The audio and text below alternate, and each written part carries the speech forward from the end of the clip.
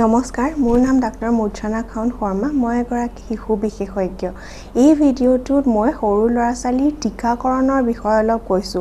বয়স অনুসৰি তেওঁলোকক কি ভ্যাকচিনেশন কি টিকাকৰণ কৰিব লাগে আৰু তাৰ সম্বন্ধীয় কিছুমান জানিবলগীয়া কথা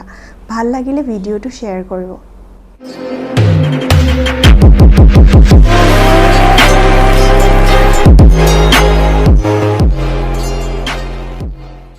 সবতকে প্ৰথমতে আমি সৰকাৰে বিনামূলীয়াকৈ দিয়া ভ্যাকচিনেশন টিকাকৰণৰ বিষয়ে অলপ কম যাক আমি ন্যাশনাল ইমিউনাইজেশন শিডিউল বুলিও কওঁ তাৰ আন্ডাৰত কি ভ্যাকচিনেশন দিয়া হয় তাৰ বিষয়ে অলপ কম এতিয়া জন্মতে শিশু BCG OPV 0 ডোজ আৰু হেপাটাইটিস বি বাৰ্থ ডোজ দিয়ে BCG এ টিউবাৰকুলোসিছৰ কাৰণে শিশুক সুৰক্ষা দিয়ে ই হাওফাওৰ টিবিতকে বেছি শিশু ব্ৰেইনৰ টিবি পেটৰ টিবি আৰু গুটে গাতে বিয়পি যোৱা টিবিৰ দ্বাৰা নিচিনা ভয়ংকৰ বেমাৰৰ পৰা শিশুক সুৰক্ষা দিয়ে হেপাটাইটিস বি বাৰ্থ ডোজটো শিশুৰ মাকৰ পৰা শিশুলে হেপাটাইটিস বি যাতে নহয়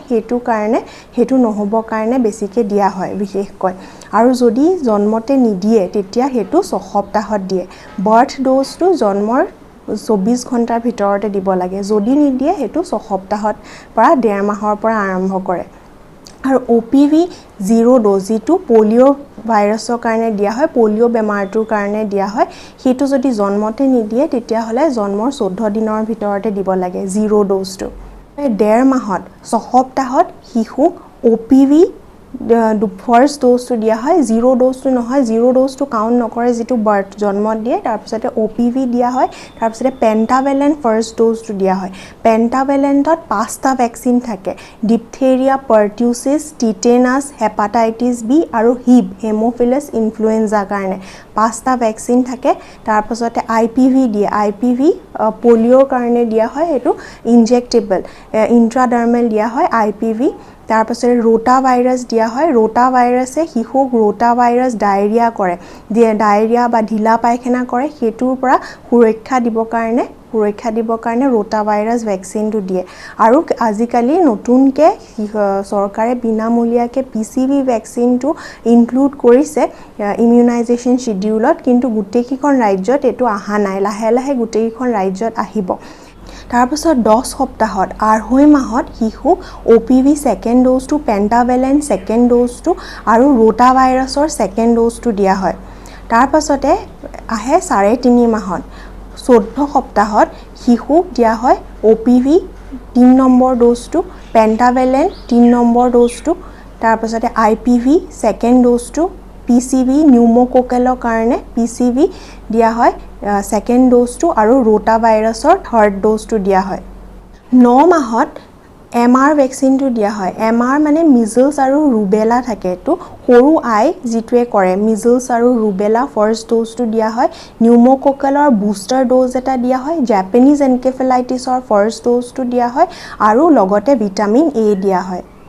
তাৰপাছতে 16 মাহৰ পৰা 24 মাহৰ ভিতৰত তাৰ মানে 1.5 বছৰৰ পৰা 2 বছৰ মানৰ ভিতৰত আমি দিব লাগে MR মানে মিজলস আৰু ৰুবেলাৰ সেকেন্ড ডোজটো জাপানিজ এনকেফেলাইটিছৰ সেকেন্ড ডোজটো জাপানিজ এনকেফেলাইটিছ ভ্যাকচিনৰ সেকেন্ড ডোজটো তাৰপিছতে DPT ডিপথেৰিয়া পাৰ্টিউছিছ টিটেনাছৰ বুষ্টাৰ ডোজ এটা OPVৰ বুষ্টাৰ ডোজ এটা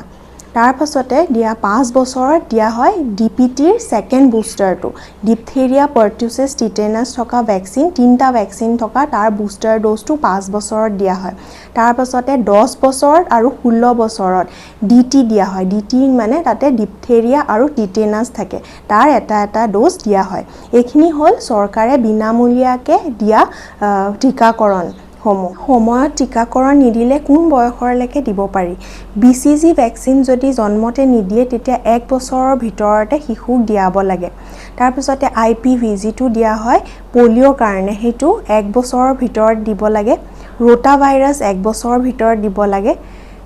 নিউমোকোকেল ভ্যাকচিনটো 1 বছৰৰ ভিতৰত দিব লাগে কিন্তু যদি তাৰ পাছতো চিকিৎসকে ভাবে কি এনেকুৱা লৰা ছোৱালী কিছুমান ৰিস্ক ফেক্টৰ আছে কিছুমানক দৰকাৰ হয় তেতিয়া 1 বছৰৰ ওপৰতো নিউমোকোকেল ভ্যাকচিন দিব পাৰে OPV ভ্যাকচিন যেটো মুখেদি দিয়া হয় পলিঅ ভাইৰাছৰ কাৰণে হেতু 5 বছৰলৈকে দিব পাৰি DPT ভেকচিন ডিপথেৰিয়া পাৰ্টিউচিছ টিটেনাছৰ কাৰণে যিটো দিয়া হয় সেইটো 7 বছৰলৈকে দিব পাৰি তো 7 বছৰ ওপৰতো দিব পাৰে কিন্তু অলপ ভেকচিনটো অলপ বেলেগ হয় সেইটো TDAP বুলি কয় আৰু 10 বছৰ আৰু 16 বছৰ খালি TD ভেকচিন ডিপথেৰিয়া আৰু টিটেনাছৰ কাৰণে দিয়া হয় MR ভেকচিনটো যিটো মিজলছ আৰু ৰুবেলাৰ কাৰণে দিয়া হয় সেইটো 5 বছৰৰ ভিতৰত দিব লাগে যদি 9 মাহৰ শিশুৱে কোনো নাপায় 5 বছৰৰ ভিতৰত সেইটো দিব লাগে কিন্তু সময়ৰ ভেকচিন সদায় সময়তে দিব লাগে মাক দেউতাকে কেতিয়াও নিজে হেতু পিছ পেলাব নালাগে কাৰণ যদি সময়তে হেতু ভেকচিন নিদিয়ে তেতিয়া হলে তেওঁলোকৰ হেতু সময়ত সেই বেমাৰটো হৈ যাব পাৰে সেই কাৰণে বয়স অনুসৰি কিছুমান ভেকচিনেশন দি দিয়া হয় এটু বয়সৰ এটু ভেকচিনেশন দিব লাগে সেই বয়স অনুসৰি শিশুসকলক হেতু টিকাকৰণ কৰাব লাগে কিবা কাৰণত যদি শিশুসকলে টিকাকৰণ হেতু নকৰাই তেতিয়াহে তেওঁলোক কিমান বছৰলৈকে তেওঁলোকক এই টিকাকৰণ খিনি কৰাব পাৰে তাৰ বিষয়ে কৈছো এতিয়া এদিনত বহুত ভেকচিনো দিব পাৰে কেতিয়াবা আমি দেখো যে যেনেকৈ পেন্টাভেলেন দিয়া হয় OPV IPV ৰোটা ভাইৰাছ PCV একেদিনাখনে দিয়া হয় তেনেকৈ একেদিনাখনে বহুত ভেকচিন দিব পাৰি যদি একেদিনাখনে ভেকচিন দিয়া নহয় তেতিয়া হলে মিনিমাম 4 সপ্তাহ দুটা ভেকচিনৰ মাজত গ্যাপ হ'ব লাগে কিন্তু কেতিয়াবা এটো ফলো নকৰে যেনেকৈ ৰেবিজ ভেকচিন যদি কুকুৰে কামুৰে তেতিয়া হলে এনেকুৱা ভেকচিন যেটো আমি দিও তাৰ ভিতৰত 4 সপ্তাহৰ গ্যাপ হ'ব লাগে বুলি কথা নাই হেইভাবে কাৰণ হেতু কিল্ড ভেকচিন হয় তেনেকুৱা কিছুমান কথা আছে কিন্তু যদি এদিনতে ভেকচিন নিদিয়ে তেতিয়া হলে মিনিমাম 4 সপ্তাহৰ ডিফাৰেন্স এমাহৰ এটা গ্যাপ হ'ব লাগে দুটা ভেকচিনৰ ভিতৰত এতিয়া বহুতে সুধে কি যদি অলপ জ্বৰ কাহ সৰ্দি হৈ আছে তেতিয়া হলে আমি টিকাকৰণ কৰাব পাৰো নে নোৱাৰো হয় অলপ যদি জ্বৰ কাহ সৰ্দি বা অলপ বেমাৰ হৈ আছে তেতিয়াও টিকাকৰণ কৰাব পাৰে সেই কাৰণে তেওঁলোকে অলপ জ্বৰ কাহ সৰ্দি হৈ আছে বুলি আপোনালোকে টিকাকৰণ নকৰুৱাকে নাথাকিব তেওঁলোকক চিকিৎসকৰ ওচৰলৈ লৈ যাব টিকাকৰণ কৰোৱা আগতে তেওঁলোকে চাই পেলে ক'ব যদি বহুত গা বেয়া নহয় বিশেষ বেছি গা বেয়া হোৱা নাই তেতিয়া হলে শিশুক টিকাকৰণ কৰাব পাৰি জানিব বিচাৰে কি চৰকাৰে বিনামূলীয়াকে দিয়া টিকাকৰণৰ বাহিৰে আৰু বেলেগ কিবা ভেকচিন বা টিকাকৰণ আছে নেকি হয় এনেকুৱাও কিছুমান টিকাকৰণ আছে যি আপোনালোকে নিজে শিশুক দিব পাৰে ইয়াৰ ভিতৰত আছে টাইফয়েড ভেকচিন টাইফয়েড বেমাৰ কাৰণে হেপাটাইটিছ এ ৰ ভেকচিন ভেৰিসেলা ভেকচিন চিকেন পক্সৰ কাৰণে তাৰমানে ডাঙৰ আইৰ কাৰণে তাৰ পাছতে HPV human papilloma virus genital warts আৰু সাৰ্ভাইকেল কেন্সাৰৰ কাৰণে যি বিশেষকৈ ছোৱালীক দিয়া হয় তাৰ পাছতে influenza vaccine MMR vaccine measles mumps আৰু ৰুবেলা চৰকাৰে মিজলছ আৰু ৰুবেলাৰ কাৰণে দিয়ে কিন্তু মাম্পছটো কাৰণেও যদি দিব বিচাৰে MMR ভেকচিন য'ত মিজলছ মাম্পছ ৰুবেলা তিনিওটাই থাকে MMR ভেকচিন পায় তাৰ পাছতে ৰেবিজ ভেকচিনটো যদি কুকুৰে কামুৰে বা কোনো পোহনীয়া জন্তুৱে কামুৰে তেতিয়া হলে বা পোহনীয়া বা বেলেগ জন্তুৱে কামুৰে তেতিয়া আমি ৰেবিজ ভেকচিনটো দিওঁ টাইফয়েডৰ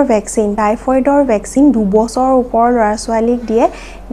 এবাৰ দিয়াৰ পাছত প্ৰত্যেক 3 বছৰৰ মূৰে দি থাকিব লাগে যদি কাৰবাৰ টাইফয়েড হৈছেও আগতে নিজে টাইফয়েড হৈছে তেতিয়াও তেওঁলোকে এই ভেকচিনটো দিব লাগে কাৰণ এবাৰ ইনফেকচন হলে তেওঁলোকে গোটেই জীৱনৰ কাৰণে ইমিউন হৈ নাযায় তেওঁলোকৰ আকৌ ইনফেকচন হ'ব পাৰে সেইভাবে টাইফয়েড হোৱা 4 সপ্তাহৰ পাছতে তেওঁলোকক আকৌ টাইফয়েডৰ ভেকচিন দিব পাৰে তাৰ পাছত কিছুমান টাইফয়েডৰ ভেকচিন 6 মাহৰ পাছতো দিয়া আছে কিন্তু হেতু বহুত উপলব্ধ নহয় সেইভাবে 2 বছৰৰ পৰা তেওঁলোকক দিব পৰা